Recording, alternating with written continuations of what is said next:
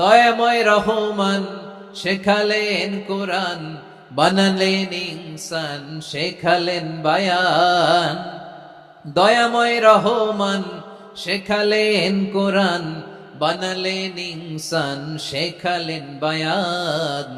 দয়াময় রহমান শেখালেন কোরআন, বানালেন ইনসান শেখালেন বায়ান। পড়েন আল্লাহু আকবার।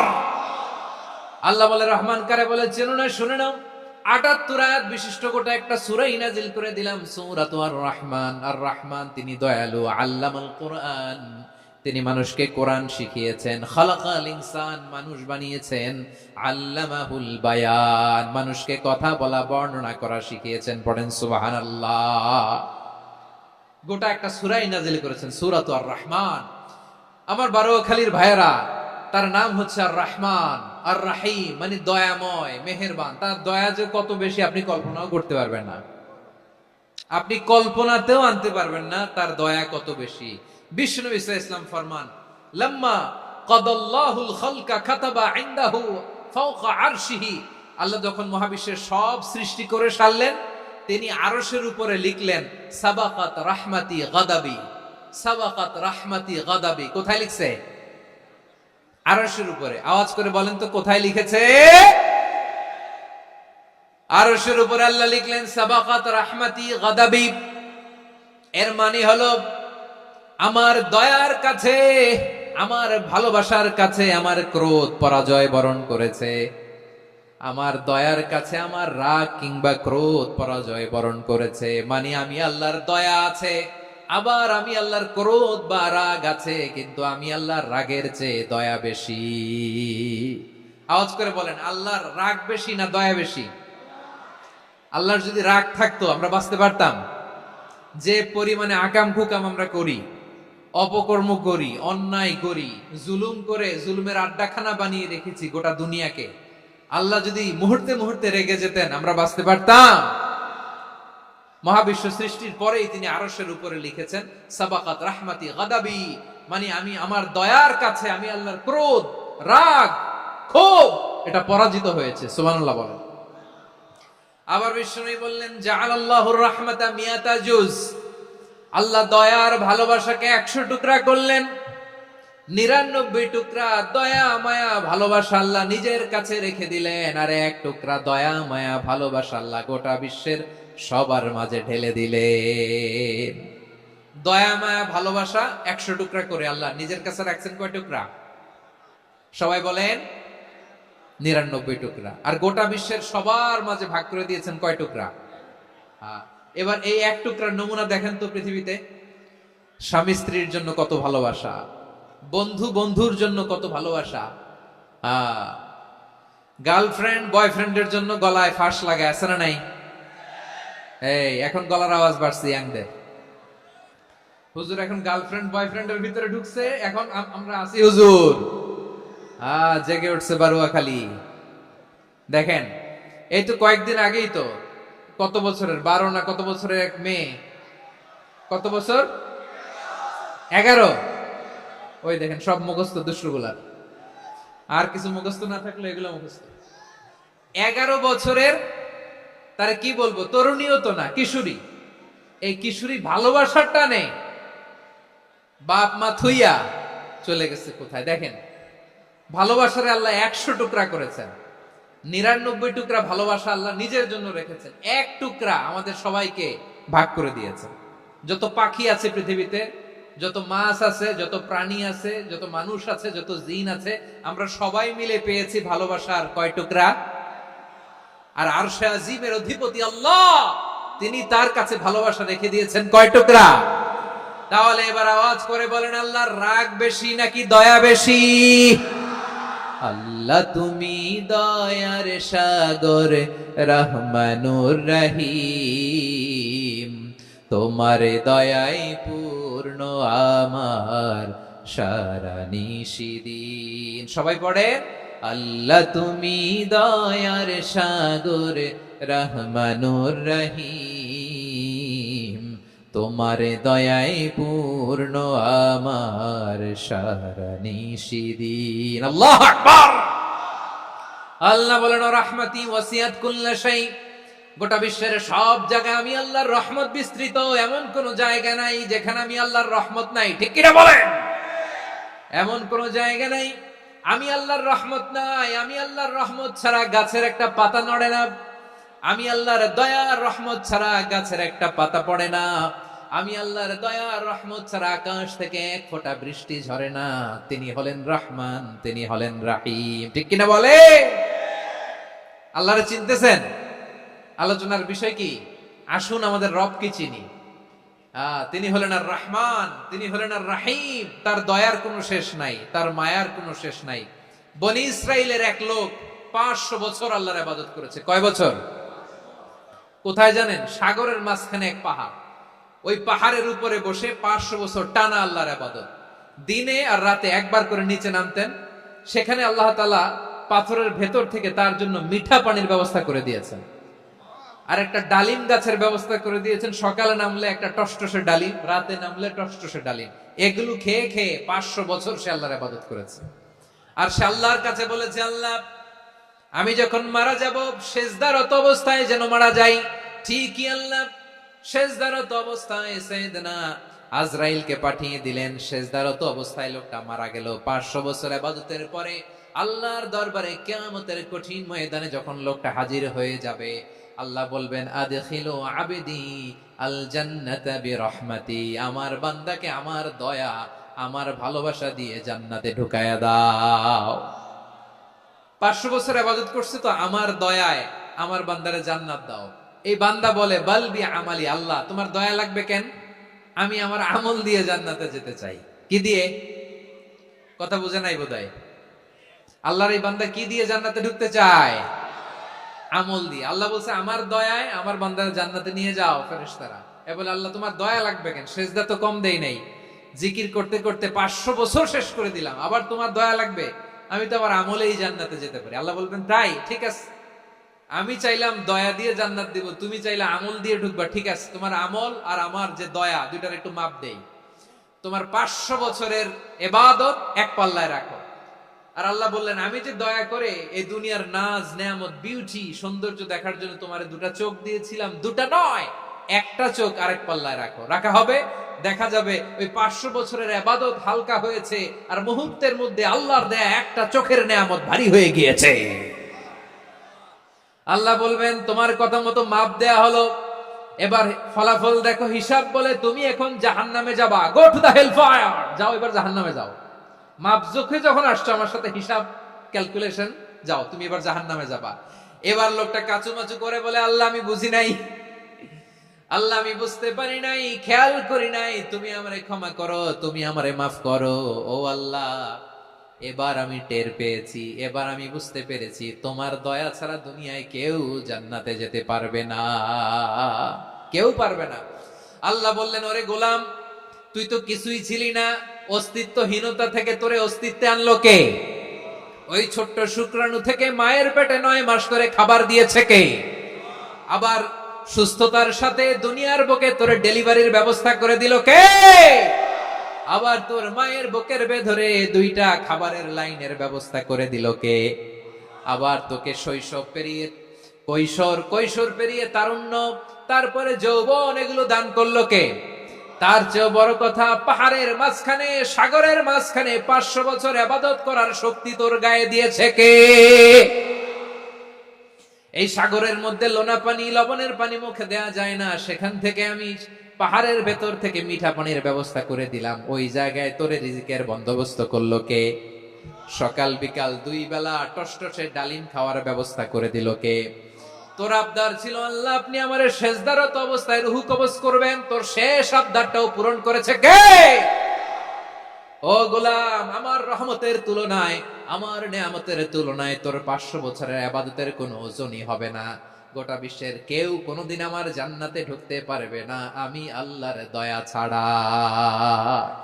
হুয়ার রহমানুর রহিম, তিনি দয়াময়, তিনি মেহেরবান।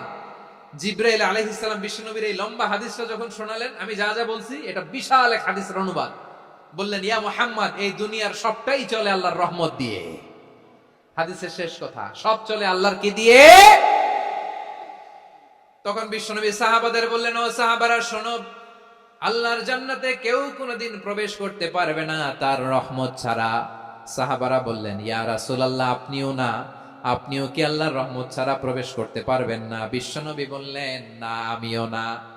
আমি বিশ্বনবীও আল্লাহর জান্নাতে আল্লাহর রহমত ছাড়া ঢুকতে পারবে না। তবে কিয়ামতের দিন আল্লাহর রহমত আমার চারদিকে বেষ্টনী দিয়ে থাকবে।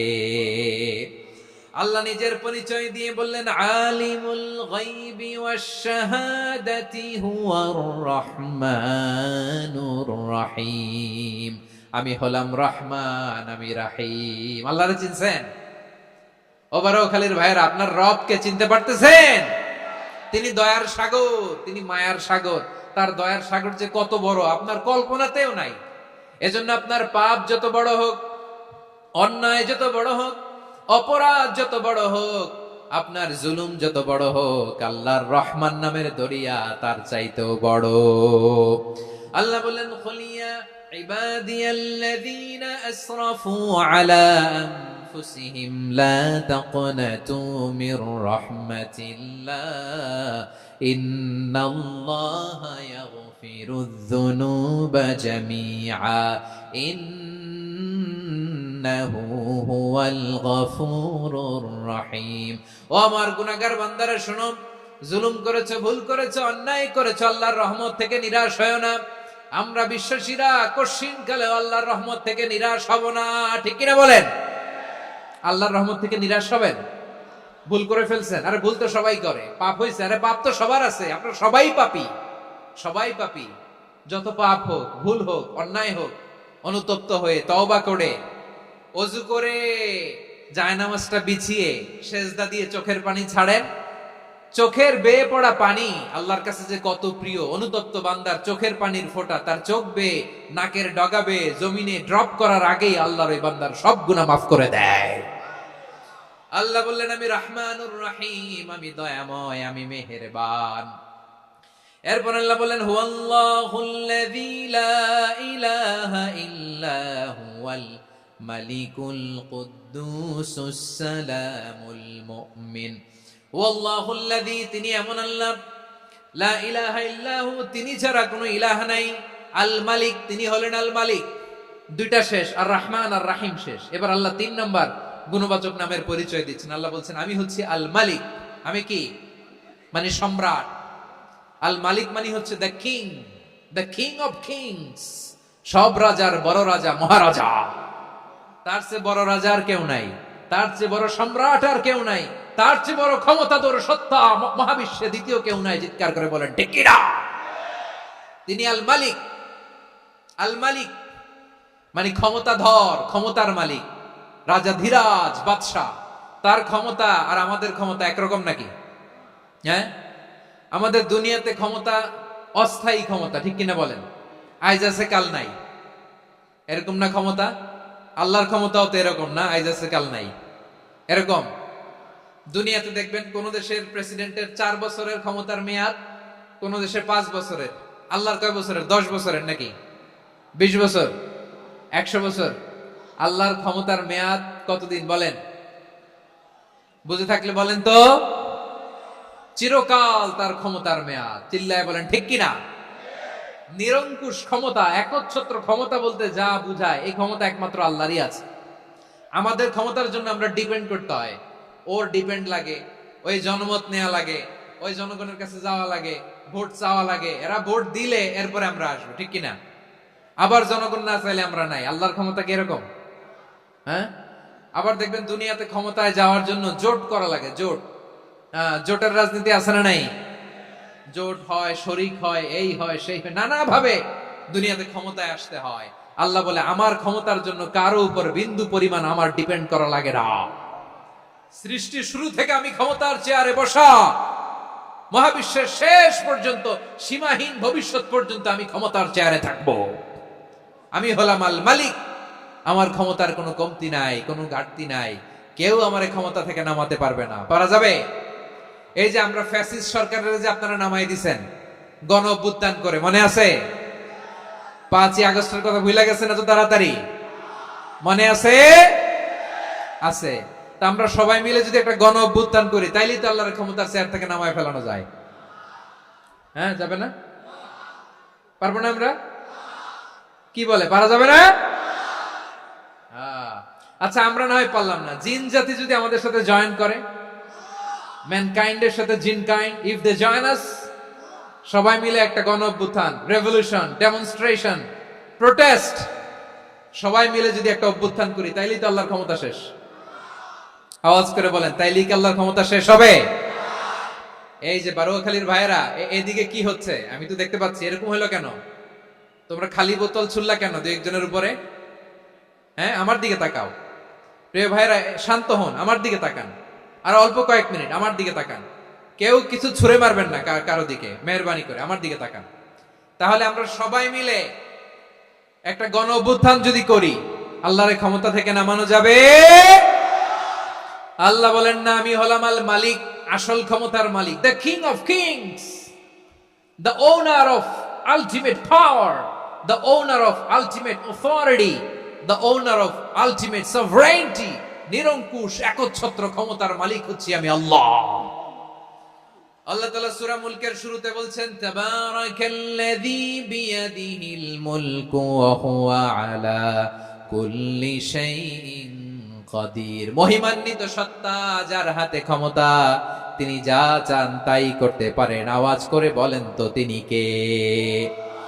আবার আল্লাহ বলেন, কুলিল্লাহুম্মা মালিকাল মুলকি তুতিল মুলকা মান তাশাউ ওয়া তানজিউল মুলকা মিম্মান তাশা ওয়া তুইজ্জু মান তাশাউ ওয়া তুযিল্লু মান তাশাউ বিয়াদিকাল খায়র ইন্নাকা আলা কুল্লি শাইইন কাদির। আল্লাহু আকবার। এ নবী, আপনি বলুন, আল্লাহুম্মা মালিকাল মুলক, আল্লাহ আপনি ক্ষমতার মালিক। তুতিল মুলকা মান তাশা, যাকে চান তারে ক্ষমতার চেয়ারে বসান। ওয়া তানজিউল মুলকা মিম্মান তাশা, যাকে চান তাকে ক্ষমতার চেয়ার থেকে ছুঁড়ে ফেলে দেন। তিনি কে? ক্ষমতার চেয়ারে বসায় কে? আবার মনে চাইলে আস্থা করে ছুঁড়ে নিক্ষেপ করেন, তিনি কে? আবার আল্লাহ বললেন, ওয়ালাম ইয়াকুল্লাহু শারীকুন ফিল মুলকি, আমার ক্ষমতায় কোনো শরীক নাই, কোনো জোট নাই, কোনো পার্টনার নাই, কোনো অংশীদার নাই। আবার আমি চলে গেলে আমার ক্ষমতার দাবিদারও কেউ নাই। আল্লাহু আকবার। এই দুনিয়াতে রাজা মারা গেলে পরের রাজা কে হয়? রাজার ছেলে রাজা, ঠিক কিনা বলেন?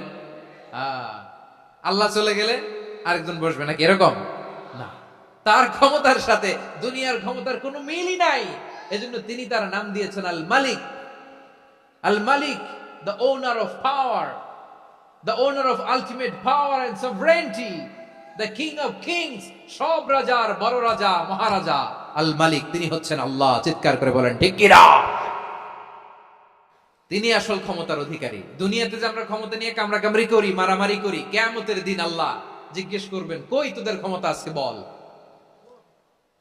কিয়ামতের সময় সব মানুষগুলো যখন ইন্তেকাল করবে, সুবহান কুদ্দুসুন রব্বুল মালাইকাতি ওয়ার রূহ,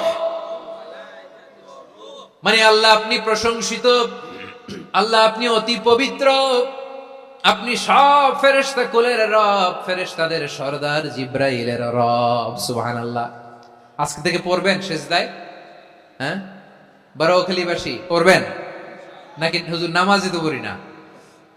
হ্যাঁ, এরকম নফল নামাজে, তাহাজ্জুদের নামাজে, সুন্নত নামাজে সিজদার যে তাসবিহ সুবহান রাব্বিয়াল আ'লা 3 বার পড়ার পরে, আমার ভাইরা, মহিলা প্যান্ডেলে আমার যে মায়েরা বোনেরা আছে, আজকে তো রেকর্ড হয়ে যাবে, কালকেই ভিডিও পেয়ে যাবেন।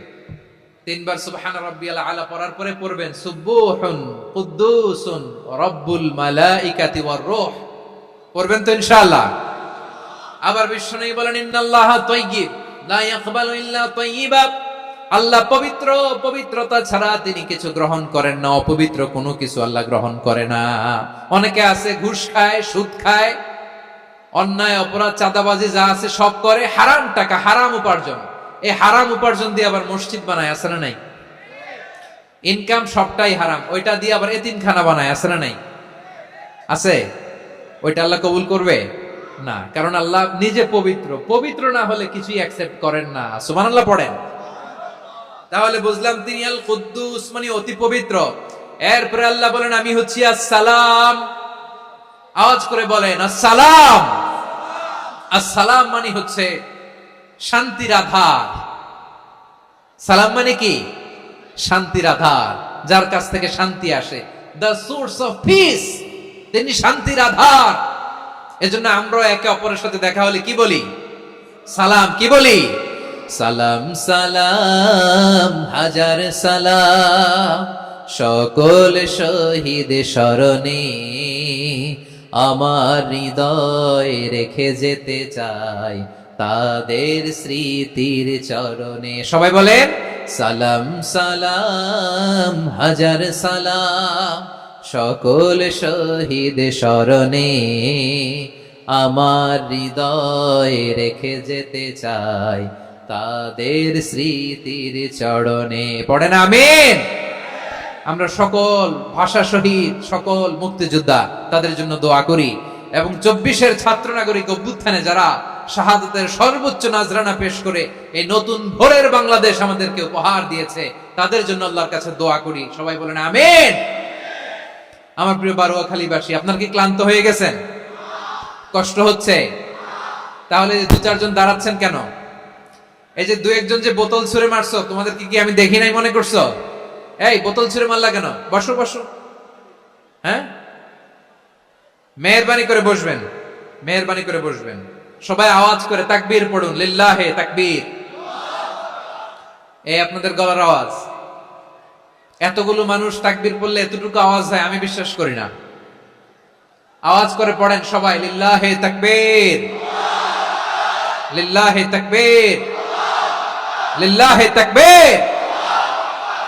আল্লাহর একটা নাম হচ্ছে আসসালাম, মানে হচ্ছে শান্তির আধার, দ্য সোর্স অফ পিস। শান্তি দেওয়ার মালিক কে? এজন্য শান্তি চাইবো কার কাছে? আল্লাহ তুমি আমার দেশটাকে শান্তিময় করো, বলেন আমিন। আল্লাহ তুমি আমাদের পরিবারের শান্তি নসিব করো, বলেন আমিন। আল্লাহ আমাদের জীবনটাকে তুমি শান্তিময় করো, পড়েন আমিন।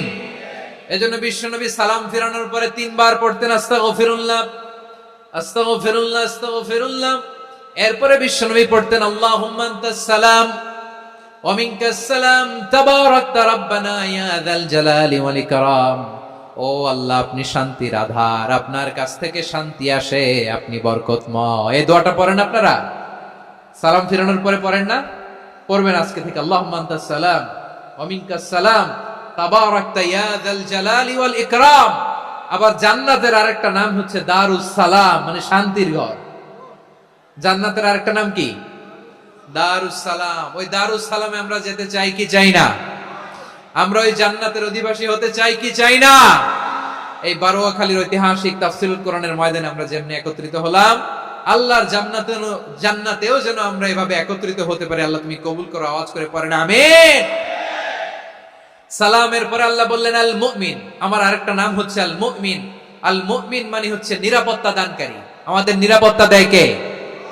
নাকি পুলিশ বাহিনী, নাকি বিজিবি, র‍্যাব, সেনাবাহিনী, হ্যাঁ, নাকি এই যে ফায়ার সার্ভিস? কারা নিরাপত্তা দেয়? আজকের এই প্রোগ্রামের জন্য আমাদের ফায়ার সার্ভিসের ভাইরা অনেক কাজ করেছেন, আমি শুনেছি।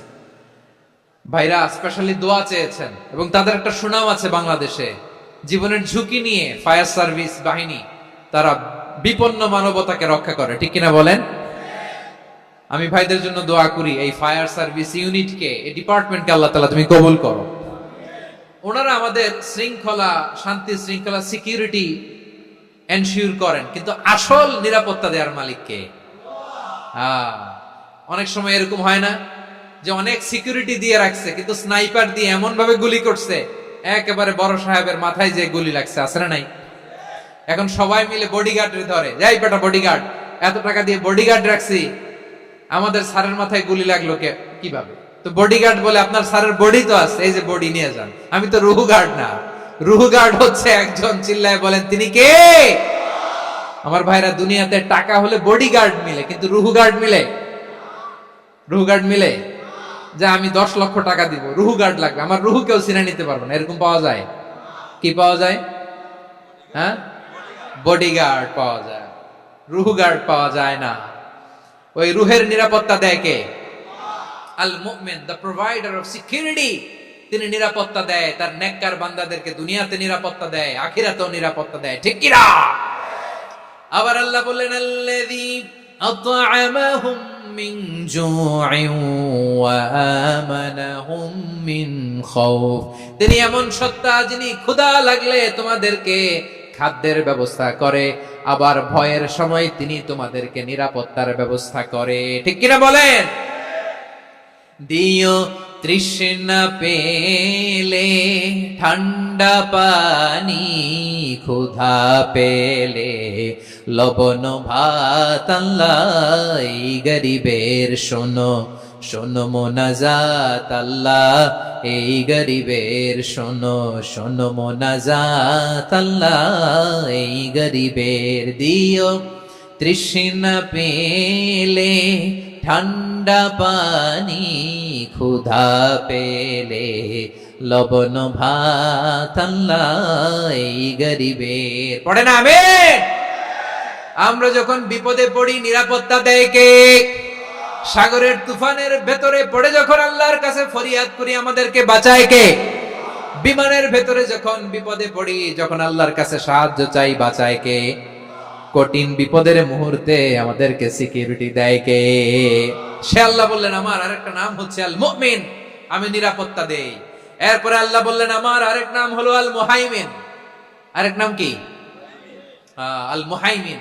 আল মুহাইমিন মানে হচ্ছে দ্য ওভারসিয়ার, দ্য অবজারভার, পর্যবেক্ষক, যিনি মনিটরিং করেন আমাদের সব অ্যাক্টিভিটি, তিনি মনিটরিং করেন। কোনোভাবে তার চোখকে ফাঁকি দেয়া যায় না। আল্লাহর চোখ ফাঁকি দেয়া যায়? আচ্ছা আওয়াজ করে বলেন তো, পুলিশ ভাইদের চোখ, পুলিশের চোখ মাঝে মাঝে ফাঁকি দেয়া যায় কি যায় না? সেনাবাহিনীর চোখ, র্যাবের চোখ, ইনকাম ট্যাক্স অফিসারের চোখ, দুর্নীতি দমন কমিশনারের চোখ, কিন্তু আল্লাহর চোখ, আল্লাহর চোখকে কশিন কালেও কখনো ফাঁকি দেয়া যাবে? যেখানেই যান, ঘরের ভেতরে ঢুকে জানলা লাগিয়ে দরজাটা লক করে যদি অন্যায় করেন, পাপ করেন, দুনিয়ার কোন চোখ দেখে নাই, দেখেছে কে? পর্দার আড়ালে যে যদি পাপ করেন, দেখে নাই, দেখেছে কে? গহীন সাগর তলে ঢুকেও যদি অন্যায় করেন, কেউ দেখে না, সেটা দেখেন কে? আপনি কি ভাবছেন আটলান্টিক মহাসাগরের ভিতরে চলে গেলে তোর আল্লাহ দেখবে না? প্রিয় বারোয়াখালীবাসী, আপনারা ওশেন গেট কোম্পানি নাম শুনছেন? ওশেন গেট, তারা এই যে টিটান সাবমার্সিবল একটা সাবমেরিনের মতো বানাইছিল, যেটা টাইটানিক জাহাজের ভগ্নাংশ দেখার জন্য অনেক লোক যে মারা গেছিল না, ওটা সাগরের একেবারে গহীনে চলে যায়। এই টিটান সাবমার্সিবল দিয়ে সাগরের একেবারে গহীনে চলে যাওয়া যায়। তো ওইটার ভিতরে ঢুকে যদি আপনি আটলান্টিকের তলায় চলে যান, তাইলেই তো আল্লাহরে ফাঁকি দিতে পারবেন, আর তো আল্লাহ দেখতে পারবে না। পারবে না? সাগরের অতল গহ্বরে চলে গেল, পাহাড়ের সুরঙ্গের ভেতরে ঢুকে গেল, মহাকাশ স্টেশন পাড়ি দিয়ে মঙ্গলে পাড়ি জমালেও আমার আল্লাহর চোখ কশিন কালেও ফাঁকি দেয়া যাবে? এজন্য সে আল্লাহ বললেন লা তুদরিকুহুল আবসার ওয়া হুয়া ইউদরিকুল আবসার ওয়া হুয়াল লাতীফুল খাবীর। আমার আল্লাহ দৃষ্টির আয়ত্তে নন, কিন্তু দুনিয়ার সব দৃষ্টি আমার আল্লাহর আয়ত্তে, ঠিক কিনা? সূক্ষ্মদর্শী, সূক্ষ্ম থেকে সূক্ষ্ম পাপ কাজ যেভাবে যেমনটি করেন সব দেখেন। মুখে না বললে অন্তরেও চিন্তা করলো, অন্তরে চিন্তার উদ্রেক ঘটেছে, ওইটা তো কেউ জানে না, কিন্তু জানেন কে? এভাবে যিনি সূক্ষ্মভাবে মনিটর করেন, ওভারসি করেন, অবজারভেশন করেন, তার নাম হচ্ছে আল মুহাইমিন, পর্যবেক্ষক। আসুন আমাদের রবকে চিনি। বারোয়াখালীর ভাইরা চিনতেছেন? কার সামনে কপাল ঘষে সেজদা দেন তারে চিনে নেন। কার সামনে ফরিয়াদের দুই হাত উঠে কাঁদেন, দুই হাত তুলে রোনাজারি করেন, তাকে জেনে নেন। তিনি হচ্ছেন আল মুহাইমিন, দ্য অবজারভার, পর্যবেক্ষক। কেউ যেটা দেখে না সেটা দেখেন কে? এরপরে আল্লাহ বললেন আমার আরেকটা নাম হলো আল আজিজ। আল আজিজ মানে মহাপরাক্রমশালী, মহাশক্তিধর। আল আজিজ, দ্য অলমাইটি, দ্য অলমাইটি, মহাশক্তিধর, মহাপরাক্রমশালী, যার মোকাবেলায় কেউ টিকতে পারে না। যার সিদ্ধান্তের সামনে কেউ বাধা হয়ে দাঁড়াতে পারে না, যার ক্ষমতার সামনে পৃথিবীর সব ক্ষমতা নস্যি, তুচ্ছ, নগণ্য, অসহায়, তার নাম হচ্ছে আল আজিজ। সুবহানাল্লাহ পড়বেন না? আল আজিজ, মহাপরাক্রমশালী, ক্ষমতাধর, শক্তিধর, দ্য অলমাইটি, যার ক্ষমতার মোকাবেলায় কেউ দাঁড়াতে পারে না, যার সিদ্ধান্তের সামনে কেউ বাধা হয়ে টিকতে পারে না, যার শক্তির সামনে সবাই অসহায়, দুর্বল। সুবহানাল্লাহ, তিনি হচ্ছেন আল আজিজ। আল্লাহ বলেন, আল্লাযী খালাকাল মাউতা ওয়াল হায়াতা লিয়াবলুয়াকুম আইয়ুকুম আহসানু আমালা ওয়া হুয়াল আজিজুল গফুর। তিনি এমন সত্তা যিনি জীবন তৈরি করেছেন, মরণ তৈরি করেছেন, যাতে করে পরীক্ষা নিতে পারেন তোমরা কে কর্মে সেরা। তিনি হলেন আল আজিজ আল গফুর। তিনি ক্ষমাশীল, আবার তিনি শক্তিধর।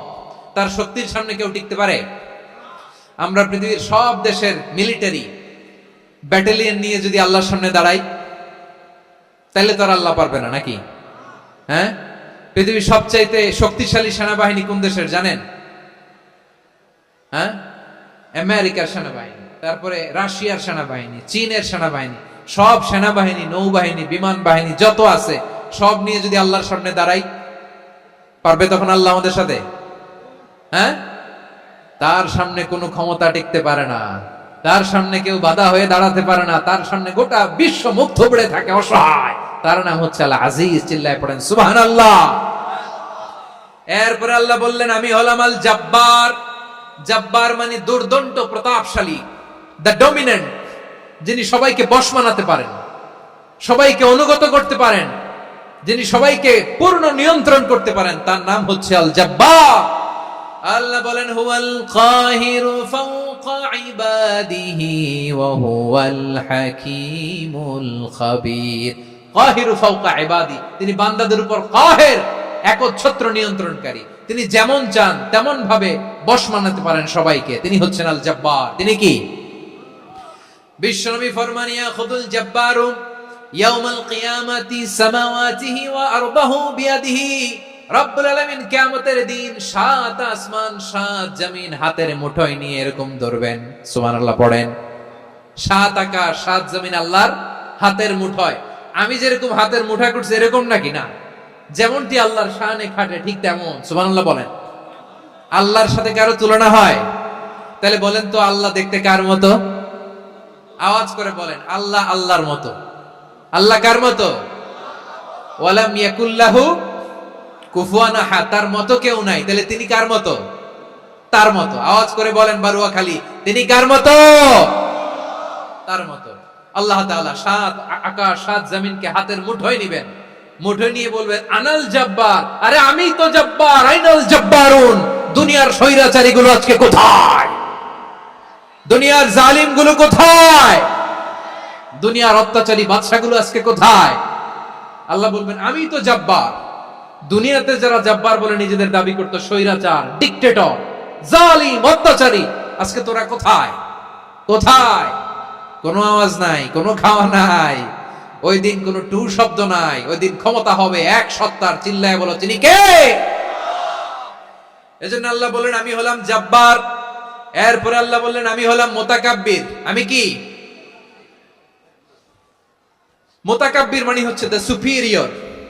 সুপিরিয়র, যার চেয়ে বড় কেউ নাই, তিনি সবচেয়ে বড়।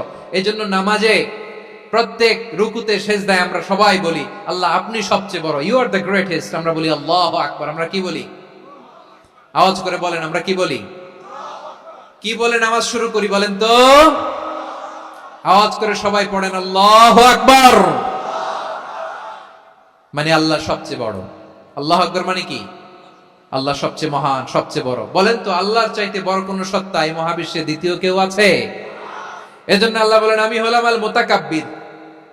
প্রকৃত গর্ব অহংকারের মালিক। আসল গর্ব, বীরত্ব, অহংকারের মালিক কে? আল্লাহ ছাড়া আর কারো অহংকার সাজে? সাজে না। আমাদের অহংকার সাজে? অহংকার সাজে না। আল্লাহ বলে, আল কিবরিয়া উরিদাই, অহংকার আমি আল্লাহর চাদর। ওয়াল আযামাতু ইজারি, বড়ত্ব আমি আল্লাহর লুঙ্গি। যে অহংকার করে ওই বেয়াদব কেমন যেন আমি আল্লাহর চাদর ধরে টান মারে, আর যে আমি আল্লাহর চাদর ধরে টান মারার স্পর্ধা করে আলকাইতুহু ফিন্নার ফালা উবালি, ওরা আমি জাহান্নামে নিক্ষেপ করব, আই ডোন্ট কেয়ার, ওরা আমি জাহান্নামে ফেলি। কারণ অহংকার এটা মানুষের সাজে না, এটা সাজে কার? তিনি হচ্ছেন আল মুতাকাব্বির। আল্লাহ ডেকে বলে, গোলাম কেমন করে তোর বরত্ব সাজে, অহংকার সাজে। হাল আতা আলাল ইনসানি হিনুম মিনাদ দাহরি লাম ইয়াকুন শাইআম মাযকুরা। মানুষের এমন একটা সময় ছিল, সে মানুষের উল্লেখ করার মতো তার জীবনে কিছুই ছিল না। আমাদের জীবনে একটা সময় ছিল উল্লেখ করার মতো আমরা কিছুই ছিলাম না।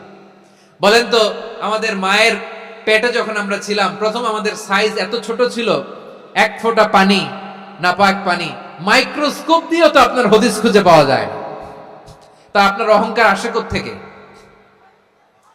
আপনার বাবার পিঠ থেকে যখন মায়ের জরায়ুর ভেতরে যে আপনি পড়লেন, আপনি এত তুচ্ছ, আমরা এত তুচ্ছ নগণ্য ছিলাম, মাইক্রোস্কোপ দিয়েও আমাকে খুঁজে পাওয়া যায় না, সেই আমি অহংকার করি। মায়ের পেটে 8 মাস 9 মাস তিলে তিলে আমাকে বড় হওয়ার তৌফিক দিলেন কে? দুনিয়াতে আসার পরে হায়রে দাঁত নাই, হাড্ডি চাবাইতে পারি না, ঠিক কিনা? আচ্ছা, বারোয়াখালীবাসী, আপনাদের ঘরে যাদের 6 মাস 4 মাসের বাচ্চা আছে, ওরা গরুর হাড্ডি খাইতে পারে? হ্যাঁ। তারপর হাঁসের হাড্ডি, মুরগির হাড্ডি চাবাতে তো খুব ভাল লাগে, তো এগুলো চাবাতে পারে? কি দুর্বল দেখছেন, ও কিছু খাইতেও পারে না। ওরে দুধ দিয়ে, তারপরে ওকে আপনার ডাল দিয়ে, সবজি দিয়ে একটা মিক্স খিচুড়ি বানাইতে হয়, এটারও আবার ব্লেন্ডার করতে হয়। এদিক দিয়ে দিলে বাচ্চার এদিক দিয়ে পড়ে, এ নাকি আবার অহংকার করবে। বড় হওয়ার পরে অসুস্থ হলে মানুষের চেহারা ফ্যাকাশে হয়ে যায়, আইসিইউতে যে আল্লাহ আমারে বাঁচাও, এতদিন কইতে আমি ক্ষমতার মালিক, এতদিন কি কইছে? আমি ক্ষমতার মালিক। আইসিইউ বেডে কি বলে? আল্লাহ আমারে বাঁচাও। দেখছেন ক্ষমতা? এই তো মানুষের ক্ষমতা, এই তো ক্ষমতা। আর বয়স যখন 70-80, লাঠি ছাড়া তার জীবন চলে না। পিঠটা আগে ছিল এরকম, এখন বাঁকা হয়ে গেছে। এ করে অহংকার, এ করে বড়ত্বের গর্ব আর বড়াই। আল্লাহ বলে মানুষের জন্য অহংকার সাজে না, বড়ত্ব মানুষের মানায় না, দাম্ভিকতা মানুষের মানায় না। অহংকার, গর্ব, বড়ত্ব এগুলো একজনের জন্য। আওয়াজ করে বলেন তিনি কে? আল মুতাকাব্বির, দ্য সুপিরিয়র, সবচেয়ে বড়, বড়ত্ব এবং গর্বের অধিকারী। এরপর আল্লাহ বললেন সুবহানাল্লাহি আম্মা ইউশরিকুন। তোমরা আল্লাহর সাথে যে সমস্ত জিনিসের শরীক করো, আল্লাহ তাআলা এগুলো থেকে অনেক পবিত্র। এরপর আল্লাহ বললেন হুয়াল্লাহুল খালিকুল বারিউল মুসাউবিরু লাহুল আসমাউল হুসনা। হুয়াল্লাহুল খালিক, তিনি হলেন স্রষ্টা। আল বারি, বারি মানেও স্রষ্টা। আল মুসাউবির, মুসাউবির মানেও স্রষ্টা। তিনটাই আল্লাহর সৃষ্টি সংক্রান্ত, কিন্তু তিনটা তিন রকম। আল খালিক মানে স্বাভাবিক স্রষ্টা, সৃষ্টির প্ল্যান করে যিনি, আদেশ করেন যিনি। আল বারি মানে কোন নমুনা ছাড়া যিনি কিছু নির্মাণ করতে পারেন, ওই স্রষ্টা। সুবহানাল্লাহ বলেন। 3 নম্বরে আল মুসাউবির, যিনি ফ্যাশনার, ডিজাইনার, দ্য শেপার, যিনি আকৃতি দান করেন মানুষের, তিনি হচ্ছেন আল মুসাউবির।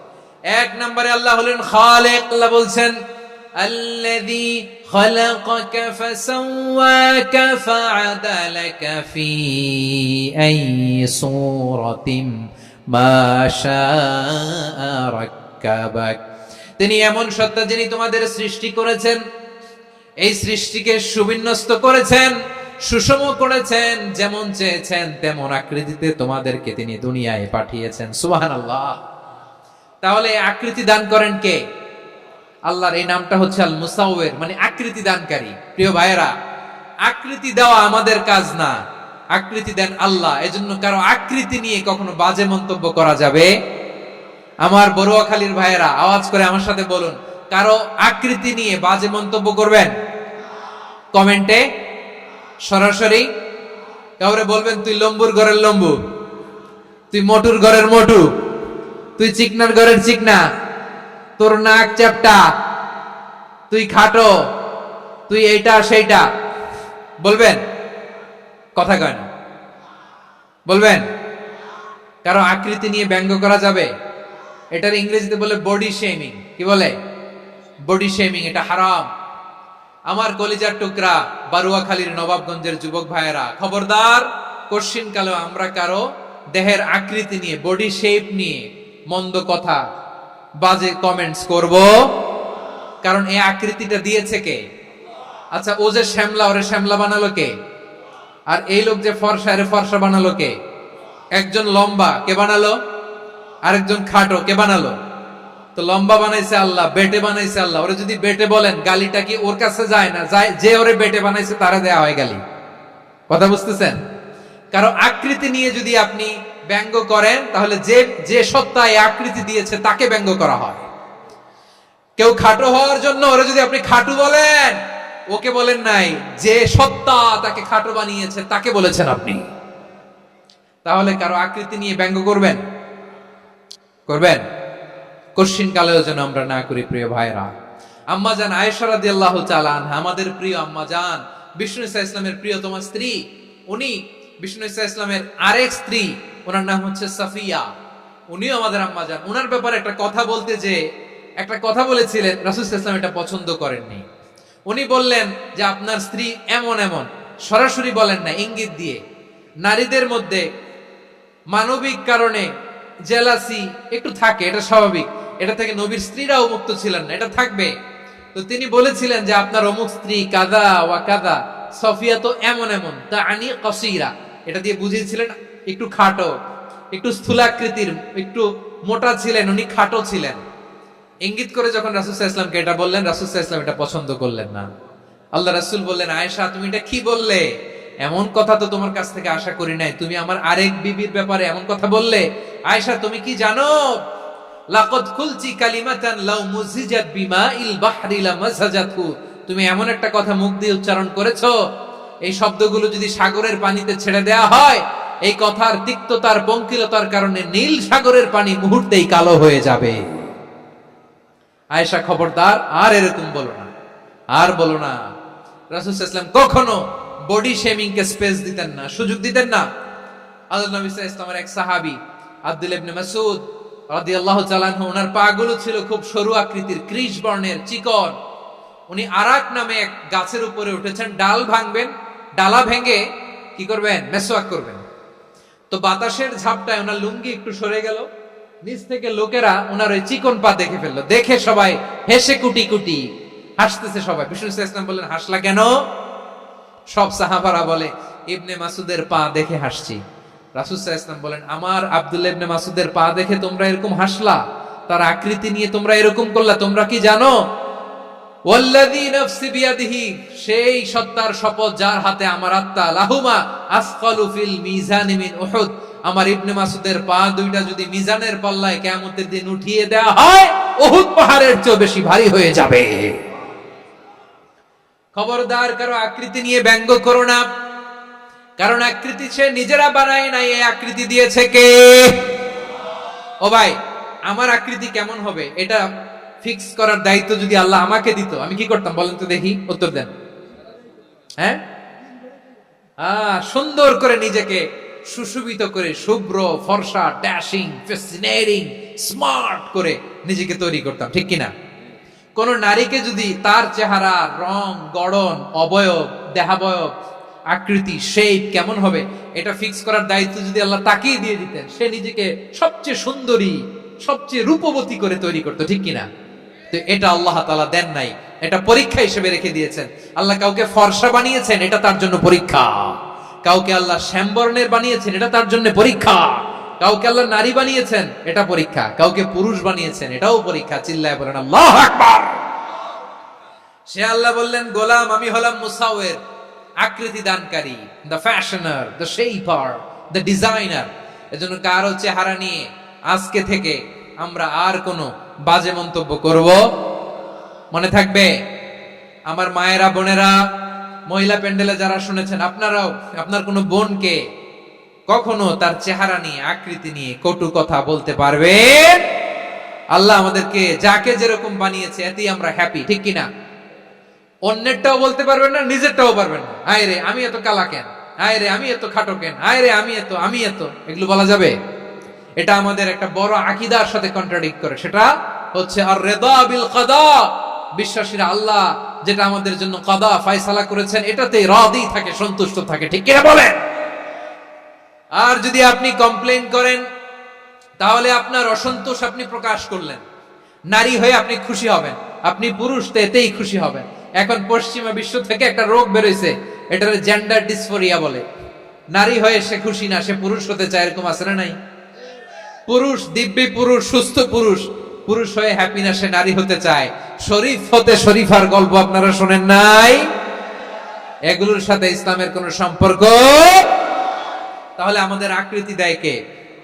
চিল্লায় বলেন। আমার শেপ কিরকম, নিজের শেপ নিয়ে কমপ্লেন করবেন? অন্যের বডি শেপ নিয়ে আর কোনদিন বডি শেমিং করবেন? যদি করেন, গালিটা কি তাকে দেয়া হলো নাকি আমার রবকে দেয়া হলো? এরপর আল্লাহ বললেন লাহুল আসমাউল হুসনা, 14টা 13টা বলে ফেলছে আরেকটা। আল্লাহর এরকম অনেক সুন্দর সুন্দর নাম আছে। ইউসাব্বিহু লাহু মা ফিস সামাওয়াতি ওয়াল আরদি ওয়া হুয়াল আজিজুল হাকীম। আকাশ জমিনে যা কিছু আছে সব কিছু তাসবিহ পড়ে একজনের, তিনি কে?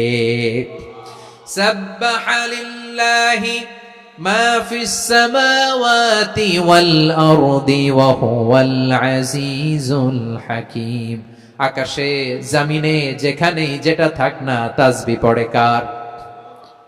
জিকির করে কার?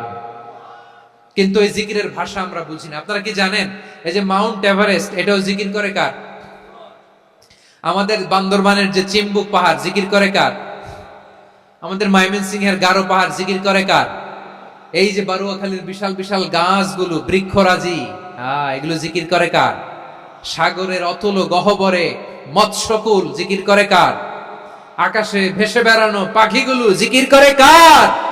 পাখিরা যায় উড়ে যায় আকাশের ওই নীলিমায়, নদীরা যায় ছুটে যায় সাগরের ওই মোহনায়। পাখ পাখালি আর সাগরে নদী, পাখ পাখালি আর সাগর নদী, কার গুণগান গায়? আল্লাহু আল্লাহ আল্লাহু আল্লাহ, আল্লাহর গুণগান গায়। সবাই পড়েন আল্লাহু আল্লাহ আল্লাহু আল্লাহ, আল্লাহর গুণগান গায়। সুবহানাল্লাহ পড়েন। চোখে আমরা যা দেখি সব গুণগান গায় কার? এজন্য আল্লাহ বললেন ওয়া ইম মিন শাইইন ইল্লা ইউসাব্বিহু বিহামদিহি ওয়ালাকিন লা তাফকাহুনা তাসবিহাহুম। নবমণ্ডল, ভূমণ্ডল, আকাশে কিংবা জমিনে যেখানেই যেটা থাক না, সব আল্লাহর তাসবিহ পড়ে, কিন্তু সে তাসবিহর ভাষা তোমরা বোঝো না। ঠিক কি না? তাদেরও তাসবিহর ভাষা আছে। পাখিগুলো তাদের ভাষায় আল্লাহর জিকির করে, পাহাড় তাদের ভাষায় আল্লাহর জিকির করে, সাগরগুলো জলোচ্ছ্বাসে ঢেউয়ের তালে তালে আল্লাহর জিকির করে। সুবহানাল্লাহ পড়েন। সে আল্লাহ বললেন ইউসাব্বিহু লাহু মা ফিস সামাওয়াতি ওয়াল আরদি, আকাশে যা আছে তাও আল্লাহর তাসবিহ পড়ে, জমিনে যা আছে তাও আল্লাহর তাসবিহ পড়ে। ওয়া হুয়াল আজিজুল হাকীম, তিনি হলেন আজিজ, মহাপরাক্রমশালী, প্রজ্ঞাময়। আল আজিজ এই ব্যাখ্যা আগে করেছি। আল হাকিম সর্বশেষ 14 নম্বর আল্লাহ তাআলার গুণবাচক নামটি হচ্ছে আল হাকিম। আল হাকিম মানে হচ্ছে প্রজ্ঞাময়, the wise, the all wise. আল্লাহর সব কাজে প্রজ্ঞা আছে না নাই? আল্লাহর চিন্তা, আল্লাহর আদেশ, আল্লাহর সৃষ্টি সবকিছু প্রজ্ঞায় পরিপূর্ণ। সুবহানাল্লাহ, কারণ তিনি আল হাকিম। আরবিতে বলে ফিআলুল হাকিমি লা ইয়াখলু আনিল হিকমা, হাকিমের কোন কাজ হিকমত থেকে শূন্য নয়। আল্লাহ যাই বলে এর মধ্যে হিকমত আছে না নাই? আল্লাহর এই কোরআনের ভেতরেও হিকমত আছে না নাই? আল্লাহর কালামের প্রতিটি বাণী, প্রতিটি বাক্য, প্রতিটি শব্দের ভেতরে প্রজ্ঞা লুকিয়ে রেখেছে কে? আল্লাহর সৃষ্টির ভেতরেও প্রজ্ঞা আছে না নাই? অনেক কিছু আল্লাহ তৈরি করেছে, আমাদের মাথায় প্রশ্ন জাগে, হায় হায় এটা কেন আল্লাহ তৈরি করলো? এটার ভেতরেও রহস্য আছে না নাই? এজন্য বিশ্বাসীরা বলে রব্বানা মা খালাকতা হাযা বাতিলান সুবহানাকা ফাকিনা আযাবান নার। ও আমাদের রব, এই জমিনে যা আমরা দেখি কোনো কিছুই তুমি এমনি এমনি সৃষ্টি করো নাই, তুমি আগুনের শাস্তি থেকে আমাদেরকে বাঁচাও, পড়ে না আমিন। সবকিছুর মধ্যে হিকমা আছে, এই কোরআনেও হিকমা আছে। আল্লাহ বলছেন ইয়াসিন ওয়াল কোরআনিল হাকিম, প্রজ্ঞাময় বিজ্ঞানময় কোরআনের শপথ। আল্লাহর সব কাজের ভেতরে হিকমা প্রজ্ঞা আছে না নাই?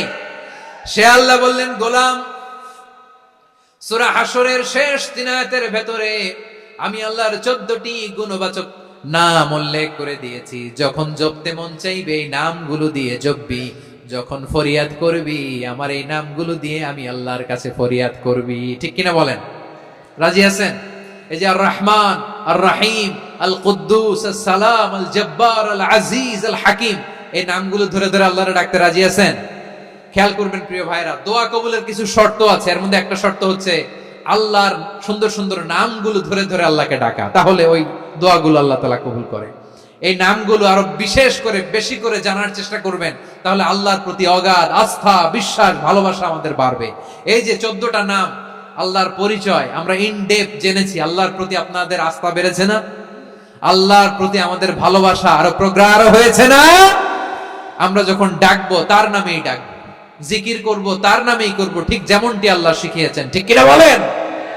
এবং এই নামগুলো থেকে আমাদের যে শিক্ষা, এই শিক্ষাগুলো আমরা আমাদের জীবনে বাস্তবায়ন করব। সব শেষ কথা বলি প্রিয় ভাইরা, সব শেষ কথা বলি, এই যে আমাদের রবকে আমরা চিনলাম, একাগ্রভাবে এই রবের দিকে ঝুঁকে পড়েন, গোটা বিশ্ব আপনার দিকে ঝুঁকে পড়বে। আই রিপিট, আমি আবারও বলছি, আপনার রবের দিকে আপনি একনিষ্ঠভাবে ইখলাসের সাথে ঝুঁকে পড়ুন, তাম দুনিয়া আপনার দিকে ঝুঁকে পড়বে। ঠিক কিনা বলেন? আল্লাহ তাআলা আমাদের সবাইকে কথাগুলো বোঝার ও আমল করার তৌফিক দান করুক। যে কথাগুলো বললাম, সর্বপ্রথম আল্লাহ তাআলা আমাকে এবং আপনাদের সবাইকে আমল করার তৌফিক দান করুক। হাযা মা ইনদি ওয়াল